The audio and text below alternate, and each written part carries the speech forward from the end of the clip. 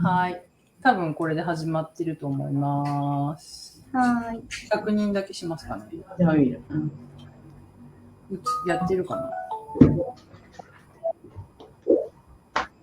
見えてるのかな。やってる。こんばんは。こんばんは。直樹の時間ですが、すみません。我々はザビエとマーリの時間です。よろしくお願いします。よろしくお願いします。ありがとうございます。はい。今日はですね、秋の夜長の占星学トークということで、月について、ザビエにお話しながらと、マーリさんにもちょっとコメントもらいながら進めていきたいなと思います。今から1時間半、ライブっていう形でやらせていただきたいと思います。よろしくお願いします。はい。では、まず最初にゲストのマーリさんを紹介させていただきます。マーリさん、お願いします。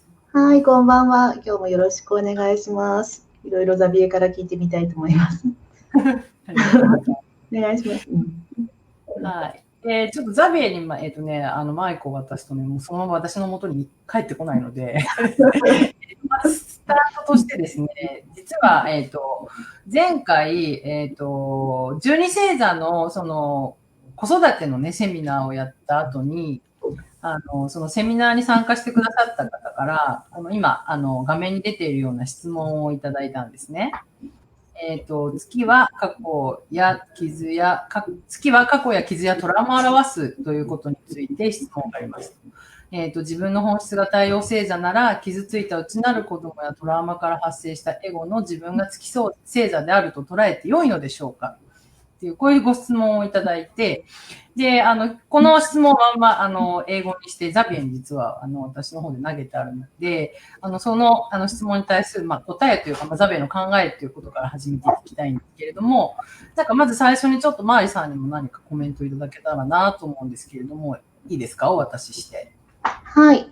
そうですね。自分の本質は太陽で、傷ついた内なる子供とか、トラウマから発生したエゴの自分が月星座、そうです。月のこう、捉え方っていうのが、こう過去のこう記憶とこうパターンをこう持っていて、なんか反復してこう繰り返しているっていうのが、多分月の特性としてこうあると思うんですね。で、特に月って蟹座の支配性なんですけれども、その蟹座の向かいにこうヤギ座があって、そのヤギ座のこう支配性である土星とのこう関係から、子供時代のこう母親と子供としてのこう関係性がその土星と月のこう間にこう発生していて、なんかそこでこう体験したこの母とのこう関係の中でこう自分がどのようにこう振る舞ってきたのかっていう何かその体験というのをこうずっと月はこう持っていて、そのこう関係のパターンっていうのをおそらく成長した後になっても親はもちろんだけど、なんか他の人とのこう関係の中でも、その月がそのパターンをこう記憶していて、繰り返すっていうのはよくあるなっていうふうに、こう感じます。だからどうしてもこう、月はその記憶を持っているがゆえに、何かその関係の中で、この母とのこう一番最初に作ったこう関係に似たものをこう繰り返していくってことですよね。でもそれに対して太陽っていうのはあんま全然そこにこう関係しないので、母とのこう関係がどうであろうが、こう記憶がどうであろうが、こう変わらぬこう自分の内側からこう湧き出してくる私は私だっていうこうエネルギーがすごい太陽の中にはこうあると思うので、こう全然こうやっぱ太陽と月っていうのは別のものだなというふうに私は感じています。はい、ありがとうございます。So, Zabir, I just introduced the question that I gave you. Okay. And then Mary just made some comments on it. So, can we start with this question? Okay. So first, Ohayo gozaimasu from Mexico City in Mexico. Okay. And so, can you reframe the question, please, so that I can start from there? Yeah. But the question in ask me English? the question again. Yeah. Yeah, the one that I sent you please, before. please. Um, Yeah. it's, I know it. There are a couple of questions. No? There were. Just one question. Would it be sufficient to consider moon signs to represent wounded child of myself or ego self coming from the history of trauma, whereas sun signs represent essence of ourselves? Okay. So. Yeah, good. Sorry, I'm just trying to.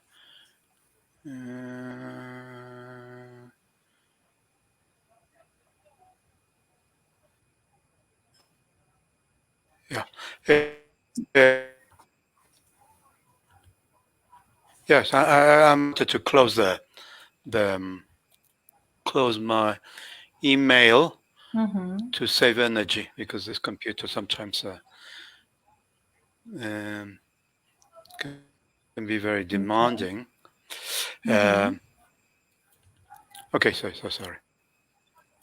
Yeah, the idea is that from the perspective of the sun, the sun is provides us with a sense of identity, something which is a deep intuition that in itself,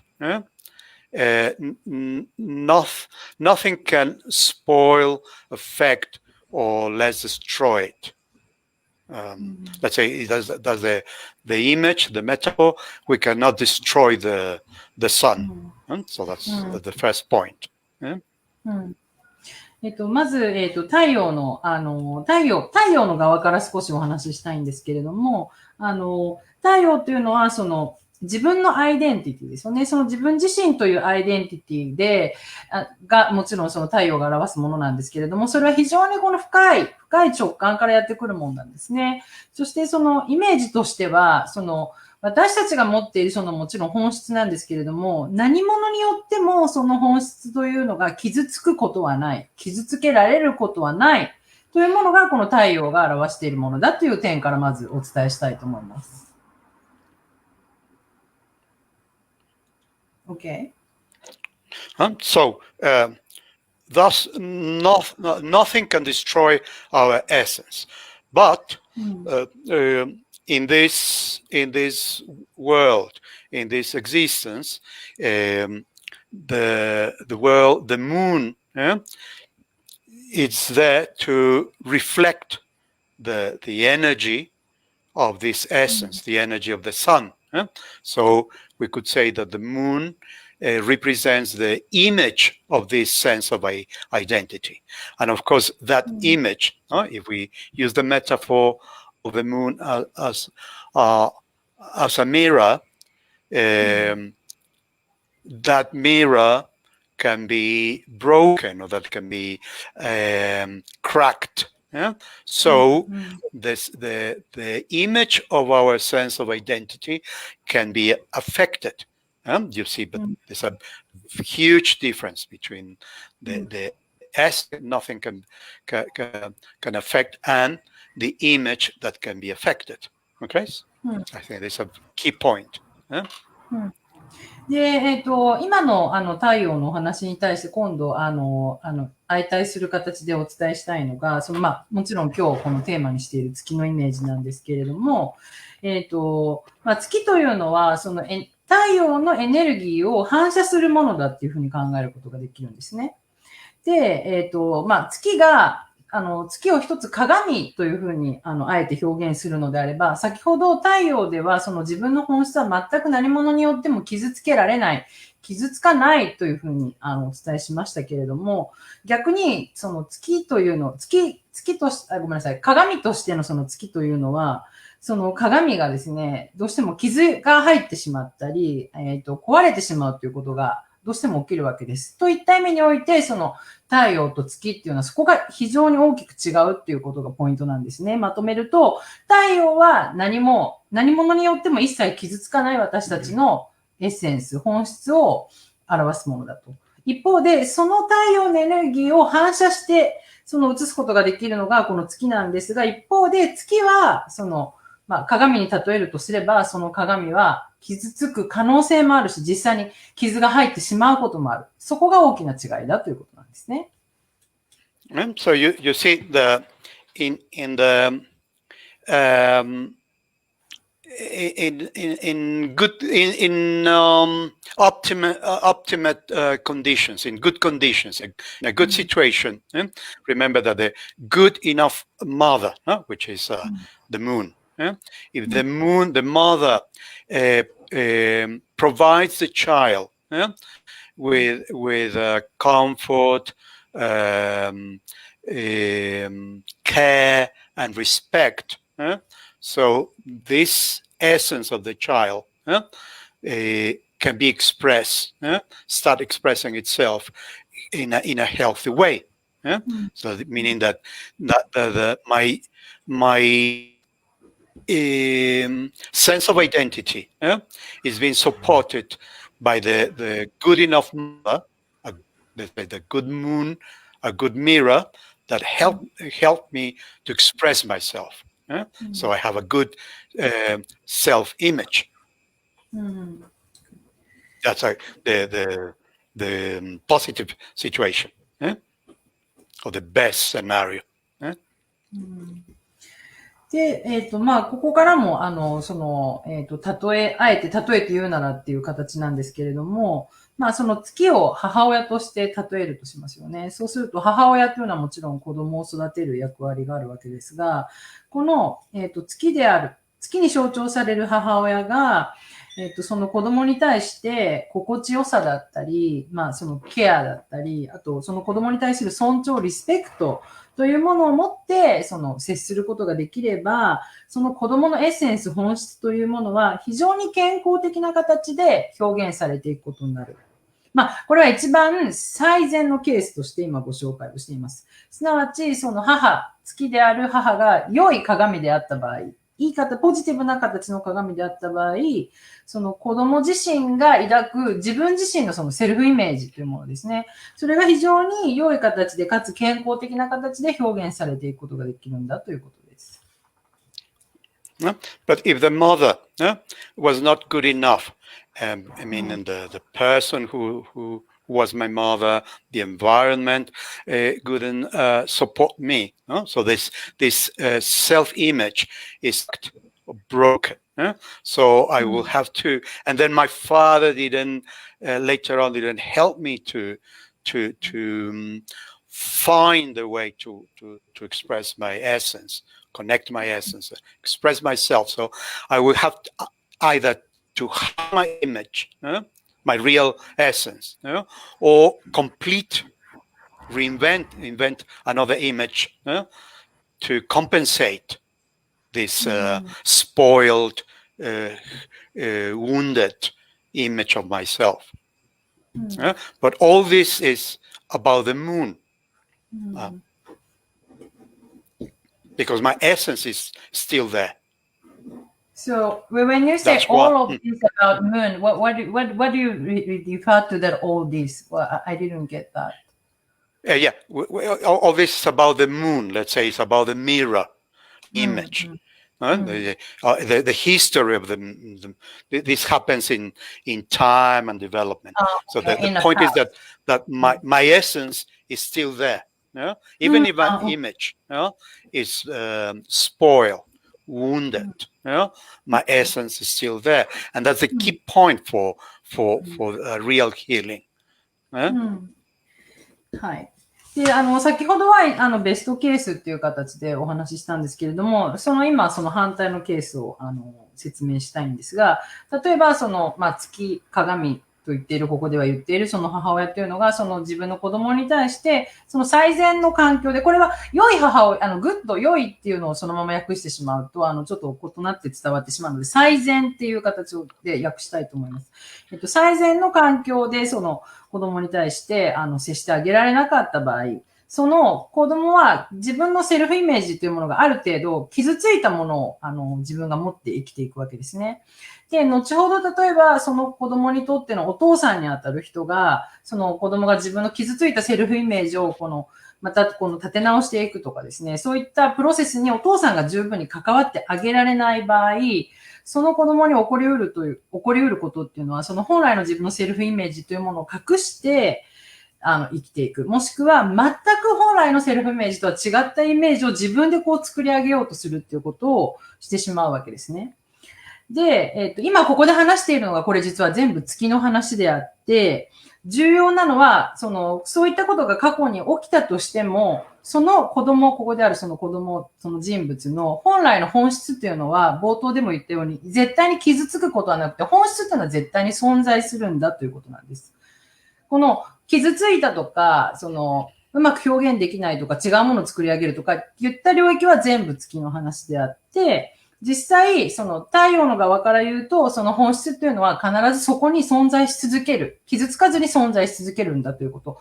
ここの違いを理解しておくのが非常にヒーリングという観点において、この月と太陽を理解する上で非常に重要だというふうにお伝えしたいと思います。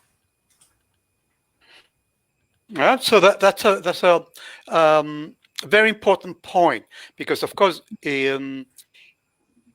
we cannot change the history of this wounded child. That's my image. That's my history. Yeah? But if I discover, I realize my essence, it's there. It has always been there. So I can express my essence, not only in spite of my broken image or wounded child, but on the contrary, I can even use that history to reaffirm my essence, because it's my own history. That's why I always recommend people not to deny the history, but to integrate it as a strength, not as a weak point. はい。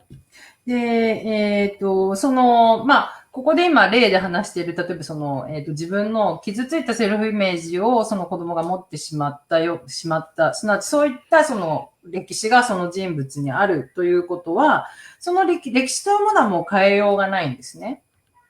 で、変えようがないんだけれども、かといって、じゃあその人が本質を表現して生きていけないのかというと、全くそうではないということなんです。ただ変えられない歴史はあったとしても、その人の本質というのはそこに必ず存在し続けているので、それをどこかのタイミングで自分が表現して生きていくということは当然起こり得るわけであって、その人がそうしようと思えばそうできるんですね。で、私がよく、自分のクライアントさんなんかに対してお勧めしているのは、自分のそういった、例えば傷ついた歴史というものを否定することをしないということ。それを例えばなかったことにしようとか、その歴史が良くなかったものっていうふうに真っ向から否定するのではなくて、それを逆に、自分が使って、自分の、それ以降本来の自分の本質を表現していくということに活用することができるんだというふうに私はお伝えしているんですね。なので、否定するのではなくて、そういった過去も自分の中に取り入れて統合して何か自分を表現していく、糧にしていくっていうことができるんだというふうにお勧めをしています。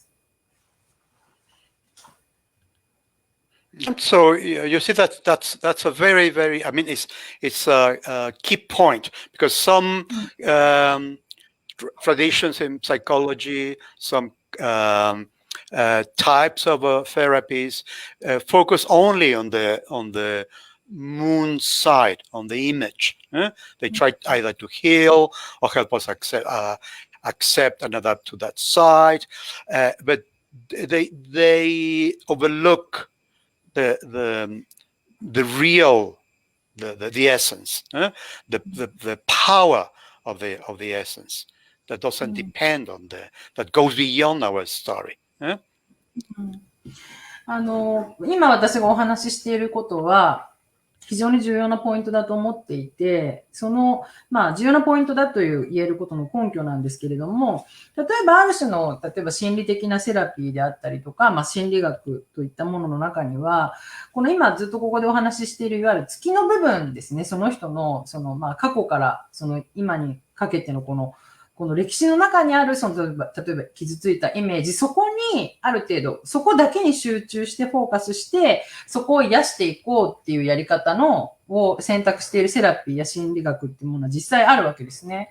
なんですけれども、私がそれキーポイントだって言っているのは、そこだけにフォーカスするのではなくって、先ほどから言っているその太陽の側のその本質、変わらない本質があるんだっていうこと。なので、それを表現していく上で、過去も統合していくんだっていうことが、活用できるという、そのポイントを私はお伝えしたいなというふうに思っているんですね。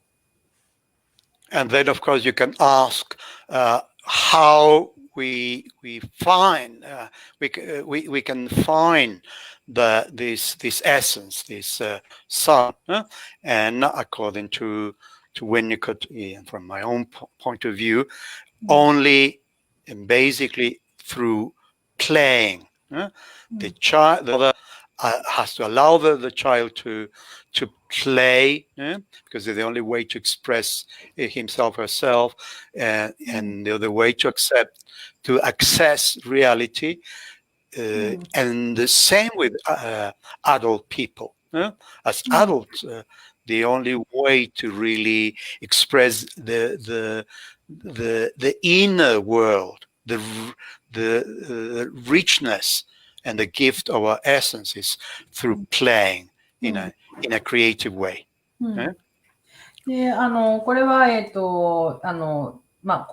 児童心理の、専門家である私の、すごく好きな心理学者のウィニコットも言っていることですし、私自身のこれは考えでもあるんですけれども、子供というのはですね、その子が持っているその本質というものと同時にその子が生きている現実というものにその子がアクセスするためには、遊びを通してしか表現することはできないというふうにウィニコットも言ってますし、私もそのように考えています。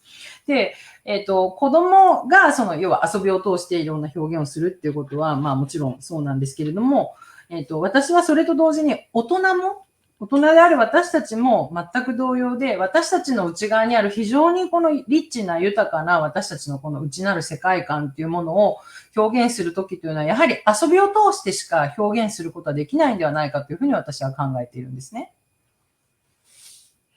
Okay, so I think when we go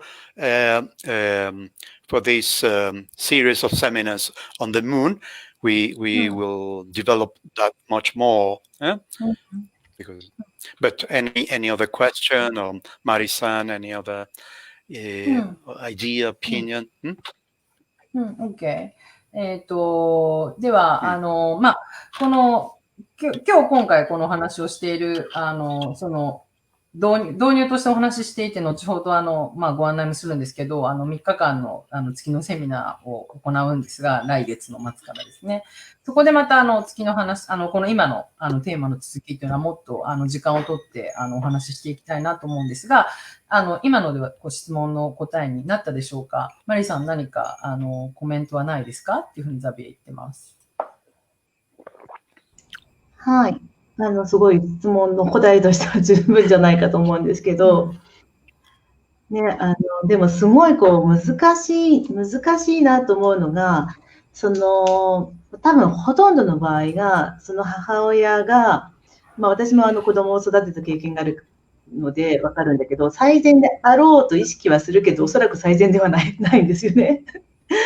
もちろん意識の上では、ちゃんと心地よさを与えてケアしてこの子の才能をちゃんとリスペクトしたいっていうふうにはもちろん全員の母親が思うとは思うんですけれども、母親、もちろん父親もそうなんだけれどもが全員が十分に精神的にも体力的にも毎日の生活にも余裕があるわけではないから、結局は最善でない場合の方が多いわけじゃないですか。So Mari is saying that it's from my own experience to raise my child as a mother. I always try to be the to provide the best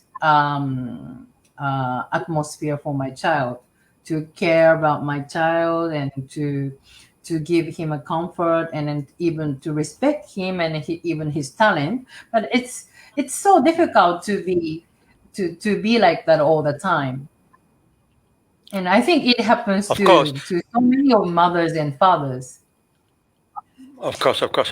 But the main point is that at the beginning, Madison was 100% for her baby. So I'm sure she was. And so gradually, the mother needs to start failing. Because if she had been all the time there, she would have been a perfect mother. And remember that Winnicott says the worst thing, there's something even worse than a bad mother, which is the perfect mother. So this good enough mother at the beginning has to be 100% for the child, and gradually she has to start failing, so that the son, the child, the boy, the man takes control of his own stage, and the son expresses by himself. Okay, that's the transition. It's a development. Of course, the moon changes. That happens in time. The sun is eternal, always there. マリさんのおっしゃっていることをよくわかるんですよ。でも、冒頭にマリさんが先ほどおっしゃったように、最初はね、その 100%、その最善を尽くそうと思う、その 100% を最初は頑張るわけですよね。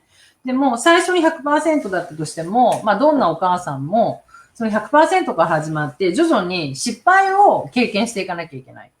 で、前回のセミナーでウィニコットのお話を、したの覚えてらっしゃる方もいると思うんですけれども、その、完璧な母親ほど、ある種邪悪な存在はない。すなわち、最悪なお母さんの方が、まだ完璧なお母さんよりまだいいっていう。で、その、お母さんが失敗をしだすと何が起こるかというと、その子供ですね。その子供が、その自分のこの太陽を自分のステージに立って表現し始める。要は、月であるお母さんがそこを完璧にやってしまうと、そこを奪ってしまうんだっていうことになるわけですね。And so for the mother herself, it's about intuition and instinct rather than intuition. Let's say it's about instinct to know that something herself knows how to deal with the baby, and of course, as Marisan mentioned, respect. Respect is another being, human being, that his or her existence is not here to make me happy. He's there for himself, to express himself. I just need to provide him or her with the ground and the safety to express himself. Of course, and of course, every human being sooner or later will criticize the mother. We need to do that, even though the mother was very good, and the parents, because that's not perfect.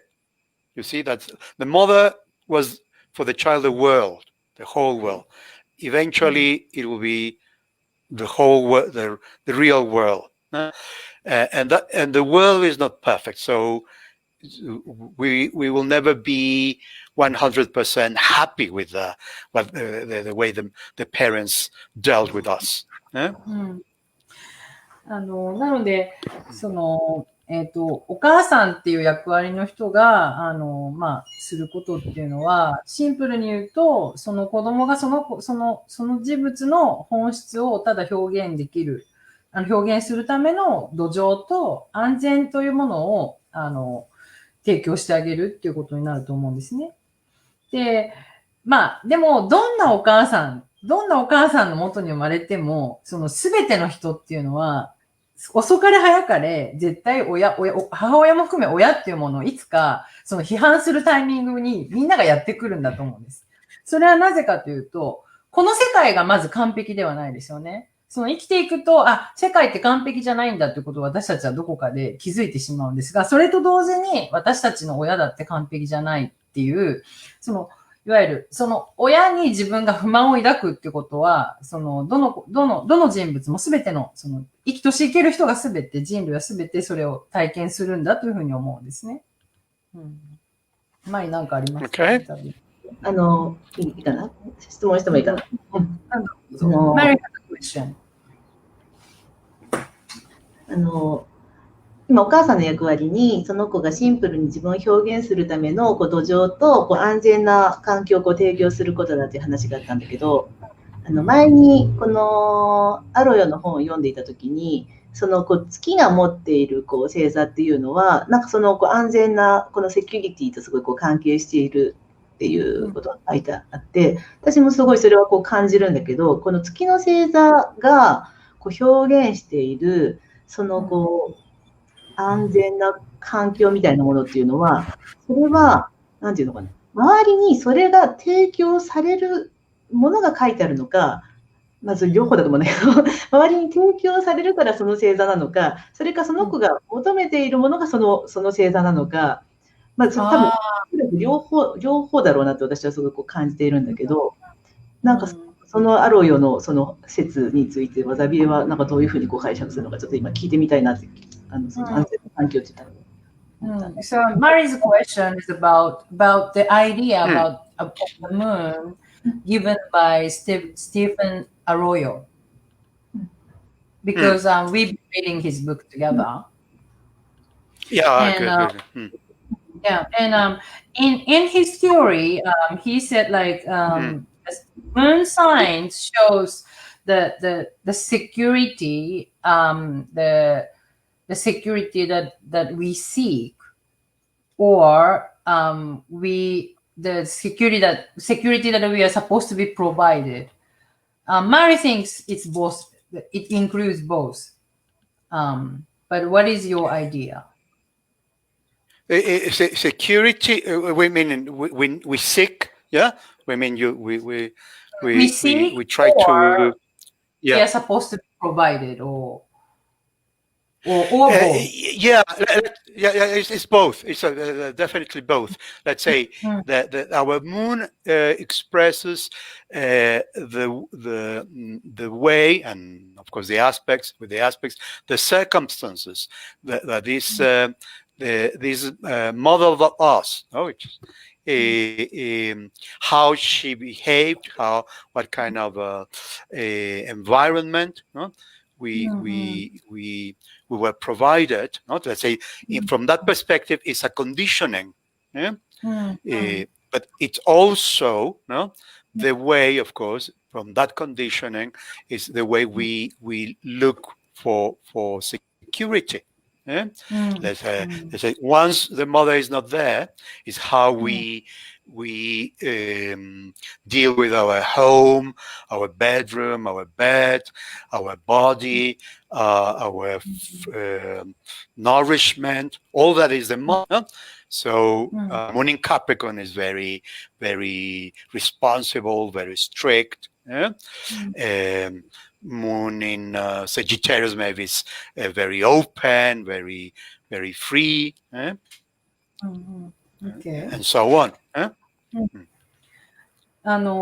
まず答えから言うと、今のマリさんの質問に対しての答えをまずシンプルに言うと、両方だと思いますと。当然両方だと思います。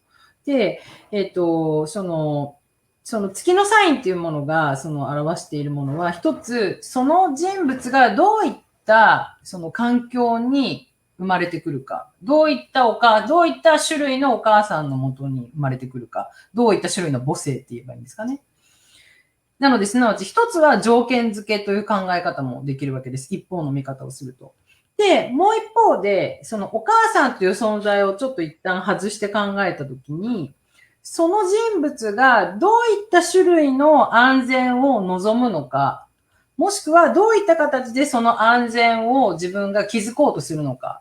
すなわち、お母さんを除いた場合は、例えば自分の家をどのように扱うのかとか、この肉体を自分がどのように扱うのかとか、そういったその人の傾向というものもその月に現れるというふうに言えることができると思います。例えば、ヤギ座、月がヤギ座を持つ人であれば、非常に例えば厳しいお母さんの元に生まれてくる可能性もあるでしょうし、月がいて座を持って生まれてくる人は、逆にすごくオープンな、自由な種類のこの子育てをするお母さんというその環境下に生まれてくる可能性があるっていうような形ですね。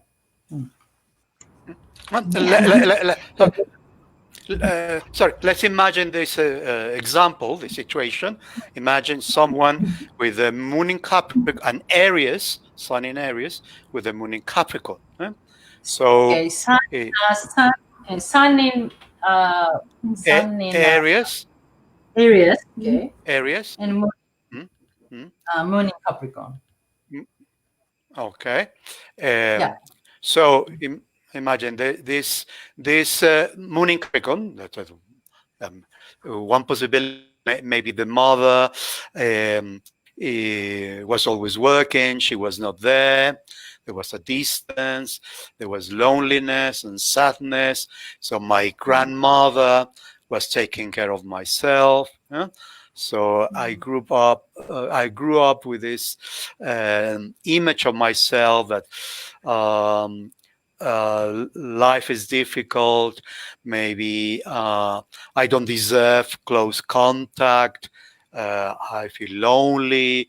I feel insecure. But in a certain moment, I have to discover that, but I'm an Aries. So like an Aries, I can take challenges. I can do things right now. I can be warm and intense. So you see the effect. I will always have this need to maybe provide a safe place for myself, certain sadness, melancholy. But gradually, I would become more myself. And even if the moon will always be there, I will use it to express myself in a better way rather than deny myself.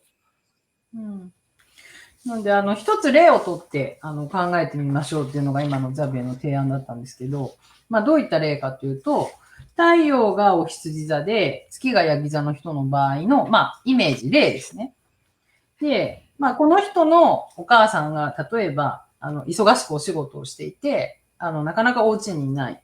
となると、その子供であるこの人は何か寂しさを感じたり、そのお母さんが近くにいてくれないっていうことの悲しみを感じたりする。でも一方でお母さんの代わりに、おばあちゃんが自分をケアしてくれたり、育ててくれたりする。で、そんな子供がどんなそのイメージを持って成長していくかっていう一つのこれが可能性なんですけど、例えば人生っていうのは自分が思った通りにうまくいかない。要は人生というのは何か思い通りに動かすことが難しいものなんだっていうこの考えを持つようになったり、何かその人間関係において何か常に孤独感や寂しさを感じたり、何かその自分が安心できる環境になかなか自分がいないっていうようなそのイメージを持って成長してくると。でも、この人が気づかなきゃいけないのは、この人は、そもそもが太陽お羊座の人間なんですね。そうすると、お羊座っていうのは、いろんなこの人生におけるチャレンジ、挑戦というのを受けていきます。そして非常にそのチャレンジの中で非常にこの濃密な濃厚な体験をしたり、その人としてすごく温かみがある側面を持っていたりします。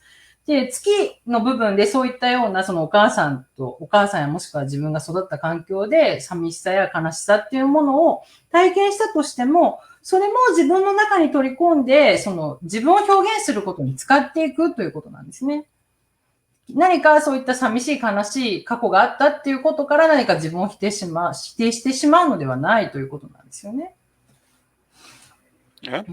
And maybe as an Aries, Aries can take too many risks, can put themselves in danger, could be unpredictable, too reactive. But with my moon in Capricorn, I can be an Aries who can be more responsible, more careful, endure, become more patient. So you see, I use the experience of the moon in my advantage. で、お羊座の、その先ほどから言ってるその月の要素を統合して、前向きに使うといったことの例なんですけれどもね。お羊座の人というのは、その対お羊座単体で考えたときに、リスクを取りすぎてしまうという傾向もあるわけですね。ついついこのチャレンジをしたくなるがゆえに。なので、ある種の危険性を自分に与えてしまうようなリスクの取り方をしてしまったりとか、あと、何か予測のつかない行動を取ってしまったりするっていうのがその特徴にあるわけですが、その月のヤギ座の要素、月がヤギ座の要素というのを、このお羊座の人が仮にも取り込めた場合ですね、ある種自分のやることにもっとより責任を持っていくとか、あと自分に対してもう少し何かケアする形で自分を大事にするとかですね。あと何かもう少し我慢強さとか忍耐強さみたいなものを自分に取り入れるっていうような形でこの月のヤギ座というものをこの太陽お羊座の人は活用することができるという、これは例なんですけれども、そんな風に考えると分かりやすいでしょうか。どうでしょう、マーリさん。すごいよくわかる。なんかすごい、そこのとこの統合のポイントが、なんか今日ちょっとザビエに聞いてみたいなっていうふうに思ってたところなんですけど、これ去年のね、11月の土星のセミナーの時の話の続きでもあるんだけれども、去年ちょうど11月に、このヤギ座から水亀座に土星が移っていく、この土星の時期に私たちがどんなことを意識していけばいいのかっていう話があったときに、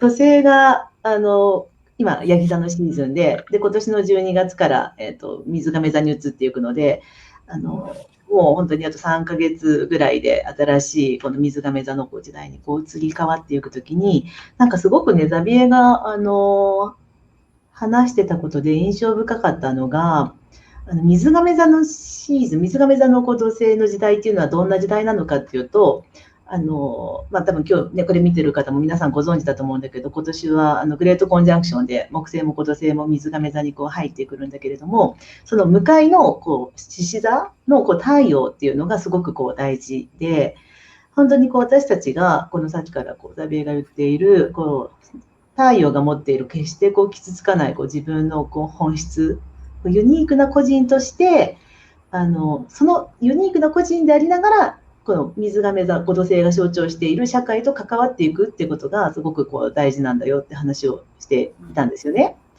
で、ヤギ座の土星、ね、私たちの社会とヤギ座で象徴されることが多いんだけれども、その時、この向かいにいるのが月の蟹座なので、どうしても私たちはその過去のパターン、まさに親が自分のセルフイメージをうまくほとんどの場合多分うまく扱えない場合もあると思うんだけれども、そういう過去の自分のセルフイメージとかをかけ離れたなんか社会が求めているような自分像だったりとか、あるいはその過去の経験を引きずっている自分みたいなもので社会につながるものから違うやり方に変えていく。だから一度セミナーの一番最後に言ってたことが一番印象的なんだけれども、一度私たちはこの1年間の間に、この土星と冥王星が重なっている今の、トリプルグレートコンジャンクションのこの1年間の間に、この私という人員を一度すべてバラバラに分解して、再構築する必要があるっていう話をしたら、最後に、この土星のセミナーの最後に。で、あと3ヶ月しかないじゃんと思って。でも、まさに今の統合だと思うんだよね。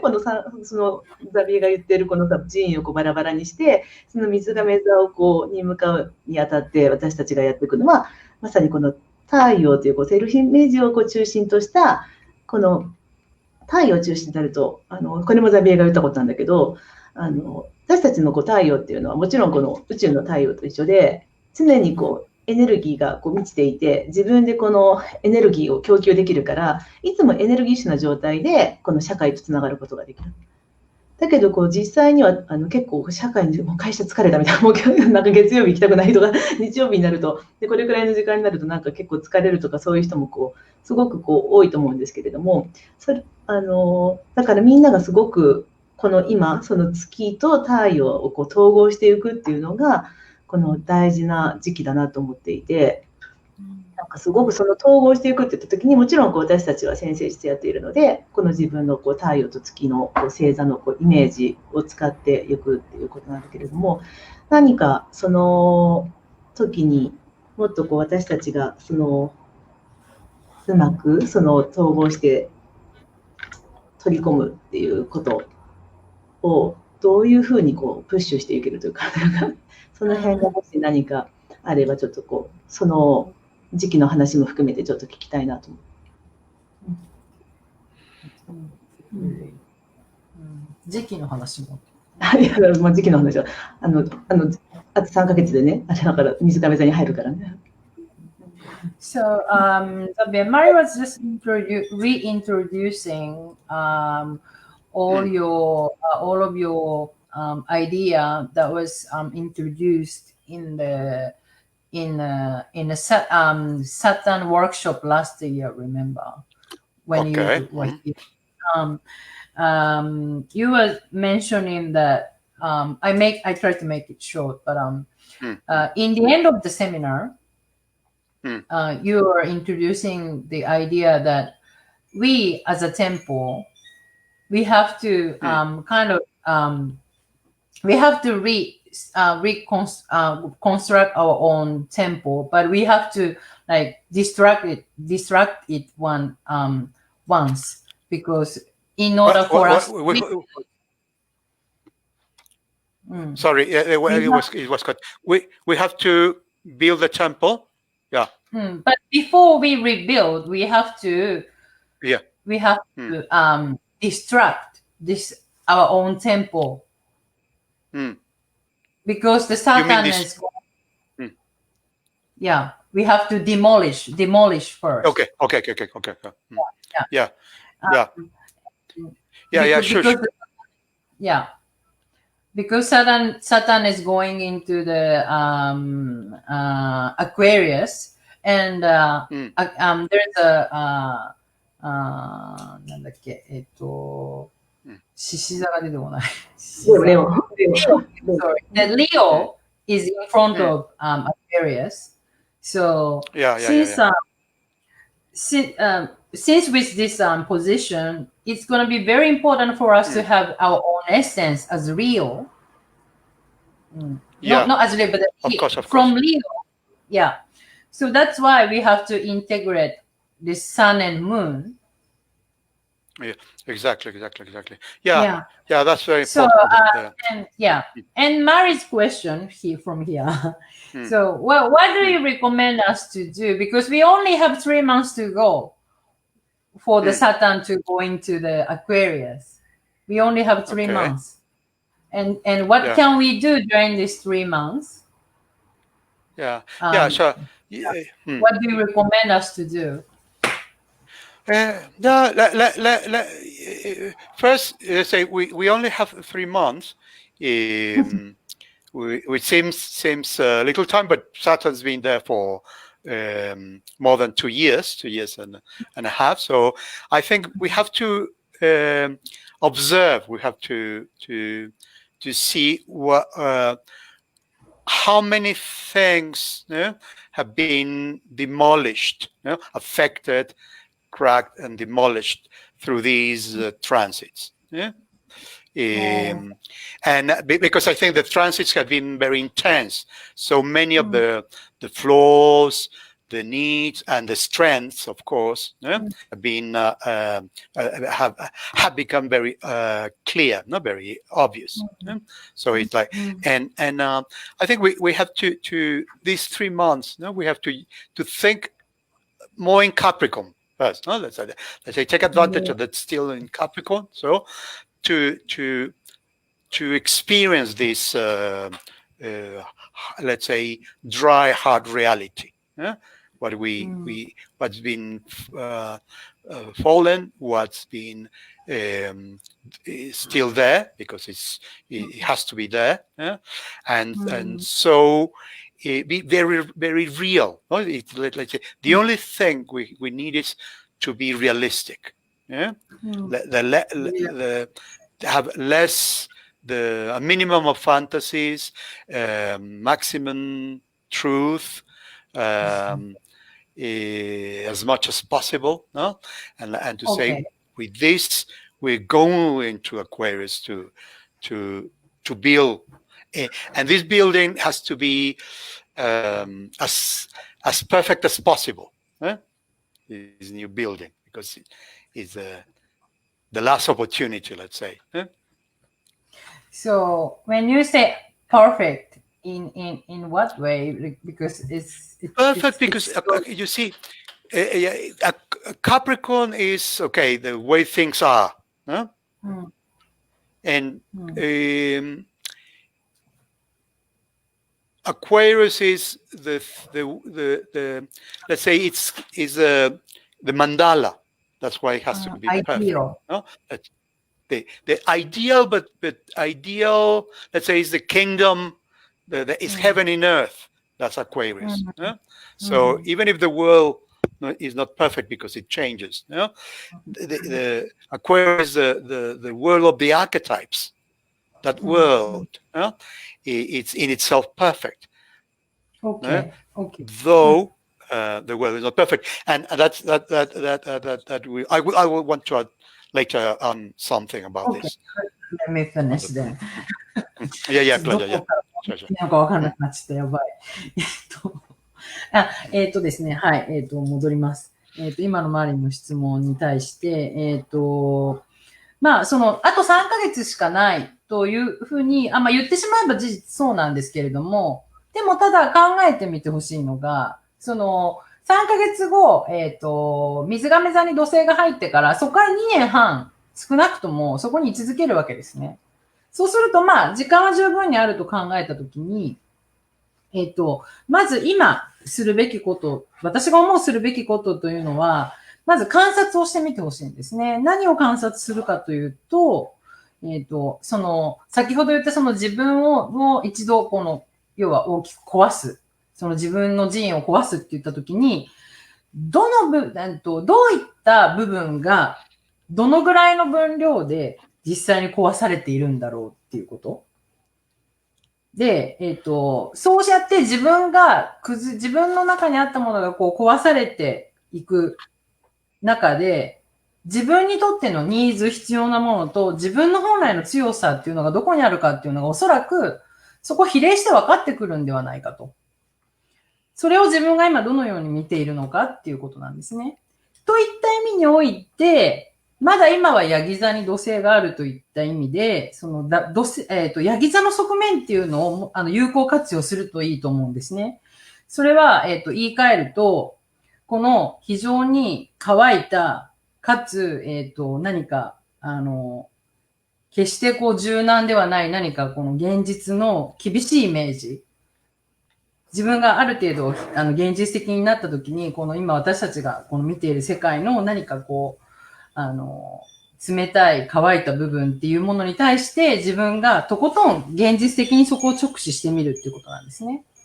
自分の中にそれまであったのに、この時代の変化、私たちが体験している変化において、何がなくなってしまって、何が自分の中に残り続けているのかっていうこと。で、その時にやはり超現実的になってみるっていうことが非常に重要なんですね。自分の、現実を見つめる視点っていうのを、最大、マックスにするとしたら、自分の何か、ちょっと何か、なんていうのかな、妄想というのか、イリュージョンというのか、何かファンタジーって言いましたね。ファンタジーの世界を最小限にする。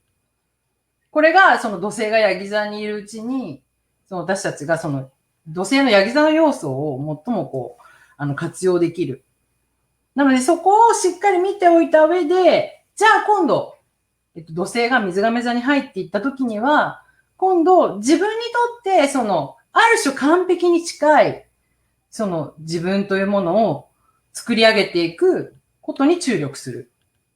で、そのザビエがその時にパーフェクトって言ったんですよ。その完璧なって。なので、その完璧なっていう、その、この言葉のある種意味っていうのを私がもうちょっと掘り下げたくって、どういった意味で完璧って言ってるんですかっていうふうにザビエにちょっと途中で突っ込んだんですけど、それは、水亀座っていうサインの質から来てるんですよね。やはり、その水亀座の世界っていうのは、天国をこの地上にもたらす。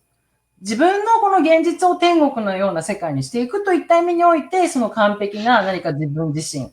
自分にとっての完璧ですね。だからその外から見た完璧とは、全く違う話で。Okay, sorry.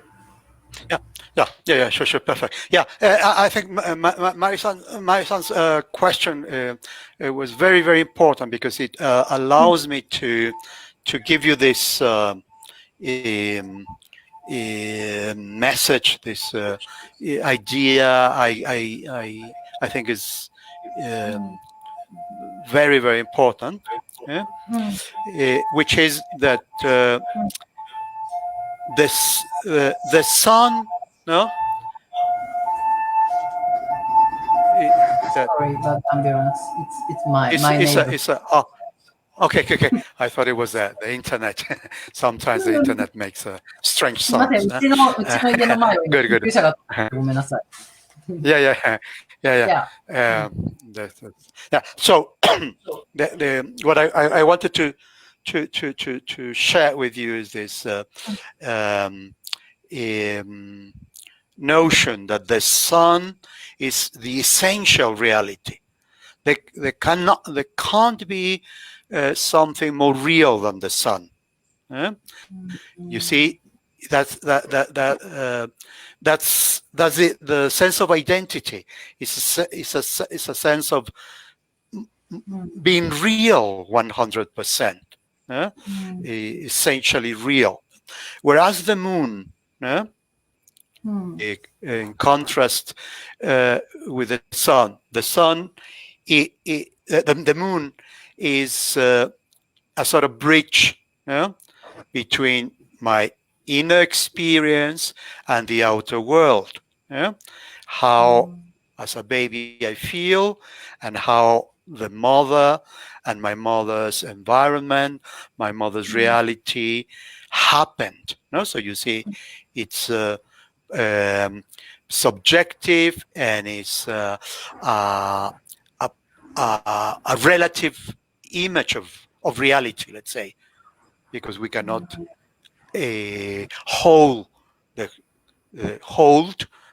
apprehend the whole reality. So it's partial. So you see, so you can introduce this notion, and I can go on. You want to? Okay. 今、マリさんが質問してくださったことって、実は、私が今日、お伝えしたいなと思っていたことにすごくこう、マッチするというか、そこをすごくうまく、今、引っ張り出してくださったので、すごくいい質問をいただけてよかったなと思っているんですけれども、そこからの流れで紹介したい、私の考えとして紹介したいのが、その現実っていう意味で考えたときに、その太陽がもたらすその本質的な現実っていうのはもう 100% 変えようがないんですね。もう 100% のリアリティ、現実がそこにあるっていうふうに私は考えていて、じゃあそこに今度対比して月を見たときに、月っていうのはその人物が内側に持っている世界と実際に外側の世界として体験する。例えば、どんなお母さんの元に生まれるかとか。そのお母さんのリアリティってものがあるわけですよね。そこをつなぐのが月なんだっていうふうに私は考えるんですね。なので、その自分の内側の世界観っていうのが当然あるわけですから、そこは主観的なんですけれども、主観性があるんですけれども、その主観を持ちながらも、その自分が何か、主観的に操れない、コントロールすることができない、その現実。それをつなぐのがその月なんだっていうふうに思うわけなんですね。Yeah. So you see, if we are too much in the moon, let's say, I mean, too much in my history, my emotional life, my needs, my security, the world, society, too much in the moon, even if we are perfectly adapted, we risk losing sense of my inner reality, my essence.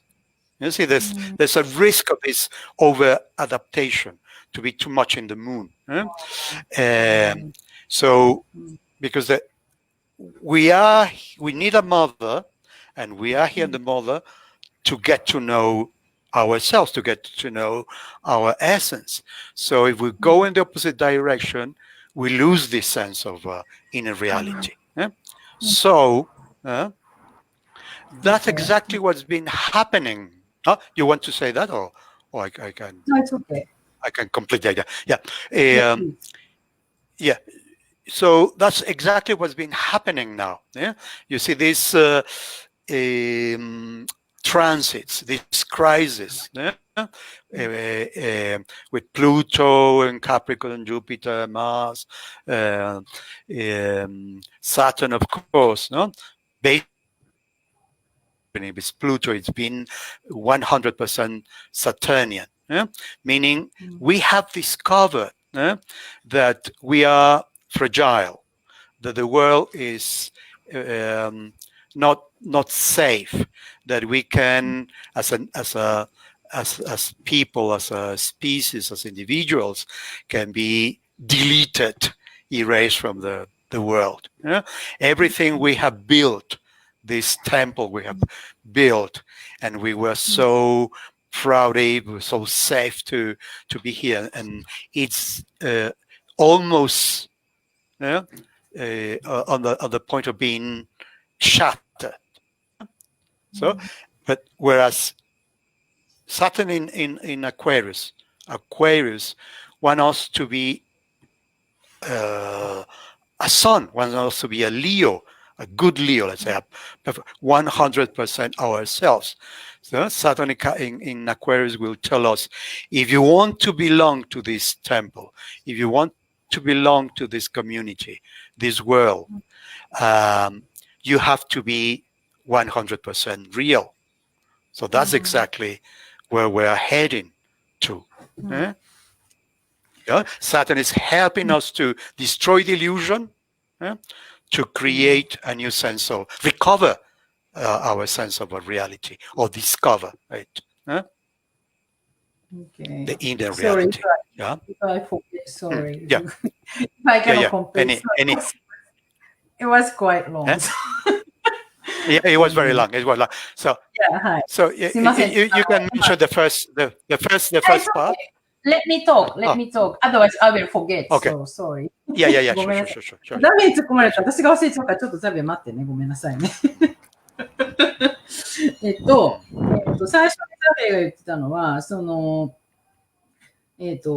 月と太陽の違いをその前に言ってましたよね。そうすると今度、例えば私たちがその月の側に居すぎてしまった場合っていうのから始まったんですね。その月の側に居すぎるっていうのはどういうことかというと、その環境に順応しすぎるっていうことですよ。その自分の与えられた、親から与えられた環境とか、そこに自分自身が今度逆に順応しすぎてしまうと、どんなリスクがあるかっていうと、自分の本来のエッセンスを失ってしまうっていう、そういったリスクが伴うっていうことなんですね。で、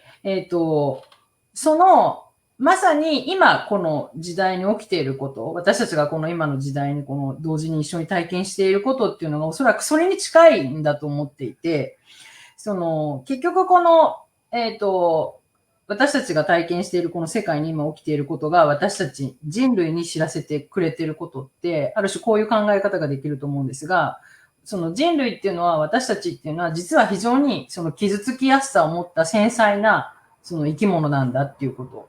そして常に安全ではない、常に要は危険にさらされている。ともすれば、この世から、要は、自分がこう、抹殺されてしまう、要はその存在として消えてしまう可能性だってあるんだっていう今、体験をすごく突きつけられてるわけですよね。なので、これから、そういったそのリアリティを、このヤギ座が、ごめんなさい、土星がヤギ座にあったりとか、冥王星、木星、火星、土星すべての今、この星の並びが私たちに突きつけているのはそのリアリティだと思うんです。で、そのリアリティを十分に体験した上で、じゃあ今度この土星が水亀座に入っていく、向かっていくときに、じゃあ私たちは、どういうそのメッセージを受けて生きていくのかっていうと、先ほどのマーリさんの言葉の中にもあったように、その水亀座の土星の反対側には獅子座がいます。なので、獅子座っていうのは I am ですね。自分のアイデンティティ、私は私だっていうそのアイデンティティそのもの、その 100% の自分のアイデンティティで生きていくことが求められるんだよっていう。それがやはりこの土星が水亀座に入っていく世界で今度起きてくることだっていうふうに、ザベ言ってます。こんなに短かったからもっとすごい言ってましたよね。かなり今多分かいつまんで言っちゃってる感じになってると思うんですけど、ポイントを抑えられていると思います。はい。I think I could kind of summarize and make the point. Oh, yeah. Thank you. Thank you very much, Nanako-san. I thank you as always. Yeah. Because I think this idea, of course, is complex, but it's basically simple. That's why it's so simple that it seems too complicated, but it's not. No, let's say that we live in the Capricorn. I mean, these transits are showing us that there were so many appearances, so many certainties we used to have, and that's not the essential reality. Aquarius wants us to belong to the community, but Aquarius is not a denial of your essence. Some people think that Leo Aquarius is the denial of the individual. No, the Aquarius, the esoteric Aquarius, only wants individuals. I want you to belong in my community, but I want the real you. I don't want your appearance. I don't want your status. I don't want the physical appearance. I only want to make my community with essences, with real. It's a community of sons, of Tayas. No, let's say. これ今私が先ほどからお話ししていることって、一瞬複雑に聞こえることかもしれないんですけど、実は非常にシンプルなことだと思うんですね。この、ヤギ座を中心としたこのトランジット、これまで私たちが、今も今日現在も体験しているトランジットで、これまで私たちが確かだと思っていたことが確かではないという体験を、私たちはしているわけですけれども、一方で、この、先ほどから言っている、今度次に土星が入っていく水亀座、そしてその水亀座の反対側にある獅子座が、この生み出すコミュニティというものがあるとするのであれば、何か、こういう条件じゃないとこのコミュニティには入れないですよっていう条件があるとしたなら、その条件っていうのは社会的地位とか、どんなその人が見かけだとか、そんなことでは全くなくって、本当の自分の本質を生きている人だけのコミュニティなんですよっていうことなんですね、言い換えると。その自分の本質で生きている人の集合体。それこそが本当に、私が思う、ある種そのエソテリックな、秘境的なこの考え方の、その水亀座のコミュニティっていうものはそういうものです。本来の、いわゆる太陽の、いわゆるその人の本質を生きている人たちの集団。で出来上がるコミュニティ。これが本来の水亀座のいうコミュニティというものだと私は思っています。なんか周りありますか？ So, yeah. Can I just pass to Mari once? Yeah. Yeah. はい、すごい本当にそうだと思うんだよね。そのエソテリックなコミュニティっていうのは、すなわち本当に本当の自分で生きるっていうこと。それは本当に誰かに決めてもらうではなくて、やっぱり一人一人が自分が今どう感じるのかっていう、本当に太陽としての自分のある種の直感、内側から湧き上がる自分の意志とか直感によって、自分が意思決定をしていくみたいな、そういう世界に入っていくと思うんだけれども、実際だけど、さっきザビエが月の側に居すぎるリスクっていう話をしたんだけど、環境に順応しすぎて、やっぱ本来のエッセンスを失ってしまうっていうことって結構あると思うんですよね。例えば私なんかがワンデイのセミナーみたいなものとか、そういうのをやったときに、簡単なワークショップとかやったときに、なんかよく太陽星座と月星座と金星とか、そういう話とかを3つ4つぐらいの惑星の話をすると、月星座はものすごくしっくりわかるんだけど、太陽がよくわからないっていうふうに言われることってやっぱすごく多いんですよ。だから、すごくちゃんと真面目にみんな真面目に生活していいお母さんだったりとか、いい会社員だったりとか、なんかそういう人なんかが特にすごくもう月はものすごいわかる、でも太陽がわからないみたいな、なんかそういうことを考えると、やっぱりこの環境にやっぱり順応しすぎて自分のエッセンスを失っていくっていうこともすごくあるし、今さっきあともう一つザビエがこの私たちがこの土星を中心として冥王星とか木星とかヤギ座にあるときに、今たくさん脅威を感じていて、すごい繊細で傷つきやすくなっているときに、この自分の太陽のそのエッセンシャルな部分が欠けてると、ちょっと鬱っぽくなるみたいな、なんかそういうことも今起こりやすい。不安に、まずちょっと情緒不安定とか不安に入って、それがあんまりひどくなると、もうちょっと鬱っぽくなるみたいなことっていうのが起こるリスクっていうのが、その月の側に過ぎるリスクと共通してあるんじゃないかなっていう感じがするんだけれども。So, what Mary is saying is that she really agree with your idea that about the over adaptation of the moon.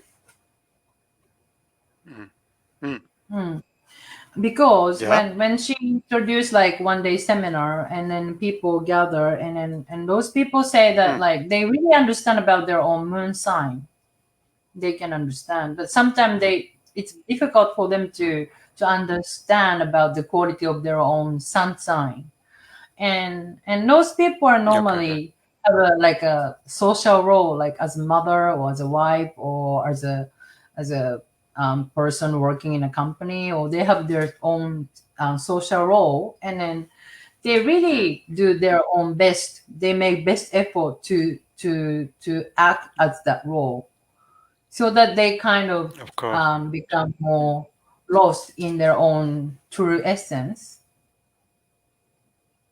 Of course. Yeah. And then, Yeah. So.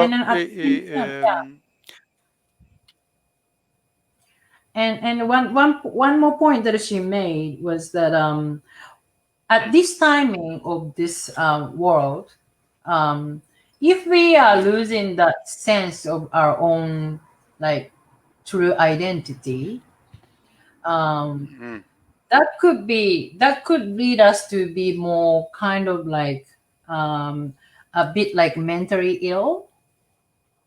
Like we cannot really. Of course. So that was we can get lost shot. Yeah, that's a very important point. Because you see, what we're experiencing with this crisis, with this radical Capricorn archetypal expression, is that no matter how well adapted you are, how successful you are, you can have your private airplane, and you cannot use it. That's what's the point if you cannot fly? You are not allowed. I wish I had my own private plane, but I cannot fly to Japan. I'm trapped here. I'm not allowed to go. So everything is fragile. マリさんがおっしゃった最後、ね、ちょっとうつみたいな状態になってしまうんじゃないかっていう、それも一つ、重要なポイントだと思いますね。私たちが今、同時に、この体験している、ものすごく激しい大きなこの世界の変化っていうのは、ある種、先生学的に言うと、ヤギ座のアーキタイプ、原型のこの表現を非常にわかりやすく体験しているんだというふうにも言うことができると思うんですね。なので、いくらその環境に、これまでね、順応していた人がいたとして、まあ、例えば、今の座弁の例えだと、プライベートジェットみたいなものをね、持っている人がいたとしても、そのプライベートジェットすら今飛ばせないわけですよね。なので私も、なんならプライベートジェット欲しかった、持っていたかったです。それで日本に今すぐ飛びたかったけど、持ってたとしても飛べないっていう現実が今あるわけですよね。Okay. Yeah. You see, we couldn't use this image. Of course, it's imagine that the Capricorn temple is made of stones. Yeah? The Aquarius temple is made of suns. Is made of essence. Yeah? So that's. なので、一つ、付け加えておきたいのが、先ほどそのテンプル寺院というテーマが出ましたけれども、ヤギ座の寺院、テンプルっていうのは石で作られてるんですね。ストーンで作られてる。でも、今度水亀座のそのテンプルになると、太陽、すなわち私たちのエッセンスでその寺院っていうのは出来上がる、できているっていうふうに、その違いを、お伝えしたいなというふうに思いました。Yeah? And of course the danger, the excess that Aquarius can fall in is that it becomes too ideal, too virtual. This circuit, this community, this temple becomes virtual, and it's one of the risks we risk nowadays, that let's say, for example, this medium like the internet and so on is becoming so important that we become only that, this virtual community. So, but that's why we need a Leo to make us fight for our in reality, as the same way as with Capricorn, we have been needing the vulnerability, the sensitivity of the Cancer. I'm vulnerable. I need my shelter. I need my family. I need love, and so on. Same with Aquarius. If I become too virtual, I lose. It's another kind of mental illness. なので今度この、土星が水亀座に入っていった時のその一つリスクとしてはですね、先ほどその自分のエッセンスでそのテンプル寺院を作り上げるという表現をしましたけれども、その、自分のそのエッセンスというものがあまりにもその自分の要は現実からかけ離れた理想に傾きすぎてしまうとき、ザビはそれをバーチャルだっていうふうに言ったんですけれども、まさにそれが今私たちがこの時代においてこのインターネットというものが非常に重宝されているそこにもこう及んでくると思うんですね。で、そのインターネットがこれだけ利便性が高くて今直接会えない、どこにも行けないっていう状態でその非常にこの使い勝手がいいものっていうのはわかるんですけれども、でもそこでのリスクはですね、本当に自分のエッセンスをそこに私たちはちゃんと投じているのか。なのでそこでその獅子座っていう要素っていうのが非常に重要になってくるわけです。その自分の本質をもってしてそのリアリティをちゃんと理解していく、もしくはリアリティに触れていくということですよね。で、そのこれまでのこのヤギ座のこのトランジットにおいて常に私はこのヤギ座だからこそ反対側の蟹座のその繊細さとか、その何かこう親しい人との愛情みたいなものが重要だっていうふうに言ってきたんですけれども、それが今度は、その水亀座になった時に、その反対側の獅子座が重要だっていうのは、これは同じように、その何か補完するものがあるといった意味で必要だということなんですね。Okay. So, Xavier, we have 10 more. Okay. I just want to mention that we have 10 more minutes. So, if we could start talk about talk about your like whatever you want to tell for the next seminar for those 3 days. What you emphasize or what you want to introduce. So, well, I will mention the themes I want to develop, and like Marie-san, if she can, to know what she thinks, or if she can request anything else, something else. Okay. OK。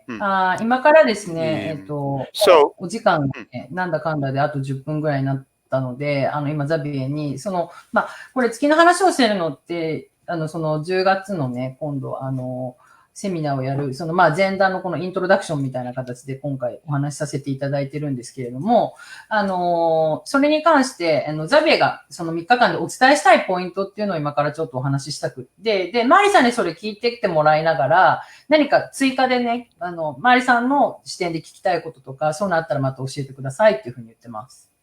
Okay, sorry, Xavier, please. Yeah. So I'm thinking of 3 chapters because it will be 3 days. First chapter would be the moon as the mother image, which contains, of course, the anima, the feminine. That would be the first chapter. Second chapter. Sorry, okay, cool. lost there. The second. Okay. The second would be the moon as the ego. The cell. The image, what we mentioned today, the image of the self, the image of the identity, and all these aspects of the associated with the moon, which is regression, fusion, survival. This relationship with the inner outer world, and the third chapter, the third day, would be developing more the meaning of holding and the moon in the different signs and houses.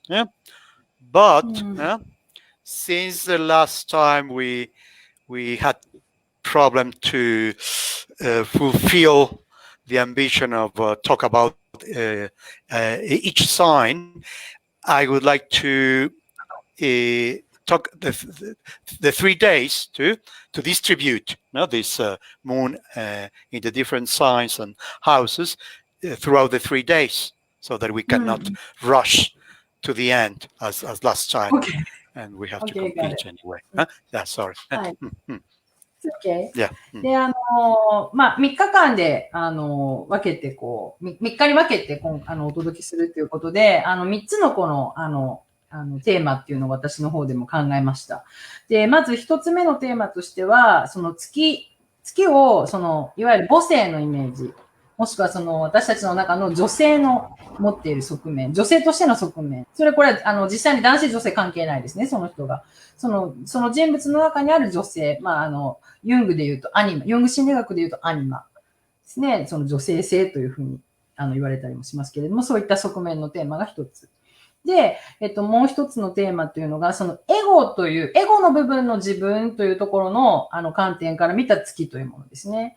例えば自分の中で抑圧されているものとか、自分の中に取り入れられているもの。そのサバイバル生きていくために自分がどんな風にそのエゴの部分を使うのかっていうことだったりとか、その自分の内なる世界と外側の世界がどういうふうにこう関わっているのかという側面でのその月というもの。それがこの2つ目のテーマですね。で、最後3つ目のテーマ、これ3つ目といってもですね、3日間に分けて、3日間かけて、しっかりお伝えしていきたいんですけれども、その月がそれぞれのサインにある場合と、あとハウスにある場合ですね。で、これ前回のセミナーで、それぞれの12サインを、この間の子供の話で、非常にこのボリュームに差がありましたよね。あれからですね、ちょっと反省して、3日間できちんとこうお伝えしていこうと、最後にドドってやると、こう、どうしても最初の方にボリュームが溜まってしまうので、そこはちょっと反省して、前回の教訓を生かしてですね、十分にお伝えできればなと思っています。で、ごめんなさい、これは補足なんですけれども、12星座のこの間のお子さんのセミナーを受けてくださった皆さんへ、補足の動画を撮りました。ちょっとまだ編集してるんですけど、なので、足りなかったエレメントの部分はお届けできますので、もう少しお待ちください。すいません。OK、Xavier. So the key point for the second theme is the key word is development. Development, because we are since we are born, we are developing throughout time, and that's why the theme of regression, fusion, symbiosis come from. この2つか、I just wanted to.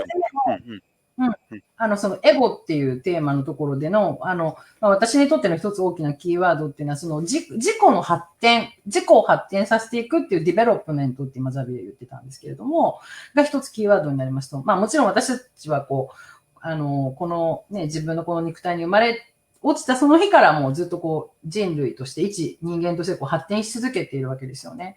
そこの中でその自分の中で何かを抑圧したり何かをこう表現したり何かをこう統合していったりっていうようなその生きていく中でそういったことを体験しているわけで、そういった意味でのその発展っていうのがこの私の2つ目のこのテーマの中に大きくあるっていうのをちょっとお伝えしておきたかったですね。はい。OK。じゃあ、マーリさん、もし、何か、今日これを聞いて、もし、まだね、お時間がかなりあるので、マーリの方で、ザビエに投げたいことがあれば、また付け加えていただくっていうことで。そう、すごい面白そうなんです。すごい面白そうなんだけど、この2時間かける3日間で、この全部の内容が終わる。全部のハウスと全部の星座、24日。この時間で収まって、エゴの話もボリュームありそうだし。本当に、本当に。So, Xavier, we kind of doubt that we can really complete this whole big theme in 3 days to 2 hours times 3 days, only 6 hours. So that's what Mari was saying. So I will try to compact or extract the essential things, because of course we need 3 days, but whole 3 days, of course. But I'll try to offer basically the basics, let's say. Of course, that's always very ambitious. できるだけコンパクトに、かつ基本的なこと、ベーシックなことをなるべくこうまとめてかいつまんでお話できるように、限られた3日、6時間の中で、限られた中でお伝えできるようにしたいと思います。Okay. So remember that we are basically playing. Sorry? We are basically playing, of course. Playing. The child of us wants to play forever. Whole day. Children never get tired of playing. なので、覚えておいていただきたいのは何であれ、私たちの中の子供は常に遊びたがっているわけですから、そういったこの遊び心を持って、過ごしてお時間をね、ご一緒に過ごしていきたいなと思いますので、そんなことも、ぜひ、気持ちに留めておいていただけたらというふうに思います。Okay. Is there anything that you want to mention today because we want to close? Okay, so of course, as usual, thank Mary-san for being there. It's a very, very important support and her interaction, brilliant questions, and of course for all of you. Yeah. And for Naoko-san, for organizing all this, support, her attention, no? I like to say that to be able to follow us and be able to translate what we essentially want to say, not what we say, but what we want to say, which is the most important. And I hope to see you as soon as possible next time. できるだけ早く皆さんとね、直接お目にかかれるのを私自身とても楽しみにしています。マリからも最後何かあればお願いします。今ね、うちの背後にバイクが走ってきてるので。ありがとう、ナオツもありがとう。サビエもありがとう。次のセミナー楽しみにします。はい。皆様ありがとうございました。Good night. Good night. はい、皆さんでは。おやすみなさい。And for here it's morning. I'm already hungry. It's going to be very sunny because the whole week was very gloomy and rainy. But today is very sunny. You can see the sun is very strong. ザビエのところはですね、今メキシコシティなんですけど、今日曜日の朝なんですね。で、今週はずっとお天気がどうやら悪かったようで、でも今日はなんか晴れているので、なんかちょっと太陽が見れて嬉しいのと、あとお腹空いたって言ってますね。何人かコメントくれてます。はい、ありがとうございます。ありがとうございます。So now about over 100 people are watching. Thank you very much. Thank you for the friends. Thank you very much. I miss you. レンコさんありがとうございます。モナさんありがとうございます。おのみさんありがとうございます。若ちゃんありがとうございます。ゆうこさん、れいこさん、たまちゃんもありがとうございます。さちこさんありがとうございます。見てます。コメントありがとうございます。カマラもありがとう。久保田さん。ちえちゃんありがとう。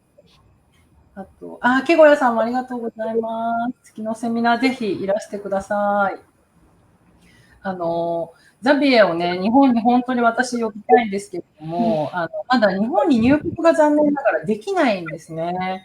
で、目処が今全く立っていなくて、なので可能な限りこういったオンラインという形で、やりたいなと思っています。実は時差がですね、13時間とか今あるので、どうしてもザビエの早朝か夜か、私たちの早朝か夜かみたいな感じで、どうしても、こういう形になってしまうんですけれども、ここに今出てますけれども、10月の終わりから3日間、3日連続でザビエに会っていただける方をぜひ、お集まりください。で、録画ももちろんしますので、1日でもライブで参加したいなっていう方には、そのライブ視聴の方でチケットをご購入いただけるようにしていただきたいなっていうのが、やっぱりライブの方が席が限られちゃうんですね。録画は、何人でも構わないんですけれども、なので、また詳しいご案内はニュースレターで、とか、あと Facebook とかで、させていただきますので、ぜひいらしてください。ゆかり京也さんありがとうございます。みつきさん、占い師のみつきさんありがとうございます。星が好き、チックさんっていうのかな、ありがとうございます。双葉あきこさんありがとうございます。まさえちゃんありがとうございます。みゆきさんありがとうございます。なんかコメントが見れて嬉しいですね。Zabi, you can log off if you want because I want you to enjoy your Sunday. So, you want to go off? Okay, thank you very much. Yes. I go for more green tea, more sencha. Luckily, I have tons. Luckily, I have tons of green tea from Japan. I would feel miserable, more miserable. Damien, let's have some time to chat. The other day, I want to Okay. have a chat Okay, with you. thank you. Yeah. Okay, bye. Okay, yeah. I will kick you out. Okay, Okay, yeah. bye. アウトしました。まだ見えてるけど。見てる。私たちの画面には見えてるんですけど。あ、そう Bye, だ you can go off. You can go off. Okay. マーリさんもありがとうございいやいや、ました。お疲れ様でした。すごい面白かったです。ザビエもっと喋りたそうだったね。で、それからそうね、まあ3日間だったみたいなのが、本当にこの2時間3日間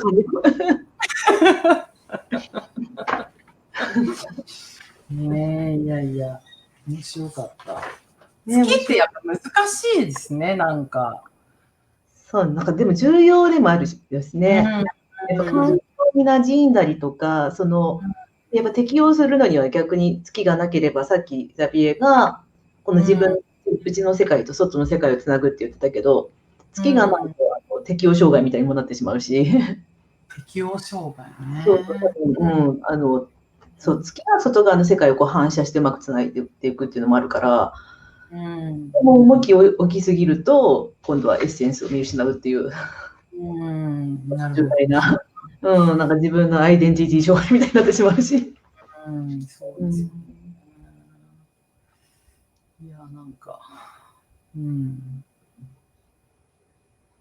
ねえ、なんか考えさせ、全然関係ないんですけど、私、なんだっけ、今日のその竹内優子さんの、チャートを見てて、天秤座の月とこう冥王星がピッて、私、もう確かこれと逆だったか同じだかわかんないけど、同じような配置だなと思って、自分と、それで、思わずこう目が釘付けになってたんだけど、月のことやっぱもっと知りたいなと思ったんですよ。いや、ありがとうございました。じゃあ、私は今から TVer で直樹を見よう。私も見ます。前にずっと見てた？見てる。そう、見てたよ。本当。そう、みんなだけど、そう、だから今日さ、直樹に行っちゃうからさ、そんな来ないかなと思ったら、もう最初から急にみんな優しい。直樹見なくていいの。100っていう数字が見えたときに、なんかちょっと嬉しいと思って。ありがとうございました、本当に。じゃあ、TVer で直樹を見守りました。マリありがとうございました、本当に。ありがとう、直樹もいつもありがとう。またじゃあ、10月のセミナーで。はい、皆様ありがとうございました。はい、皆さん、82名の皆さん、本当にありがとうございました。また、ザビエにぜひ会いに来てくださると嬉しいです。では、おやすみなさい。おやすみなさい。お願いします。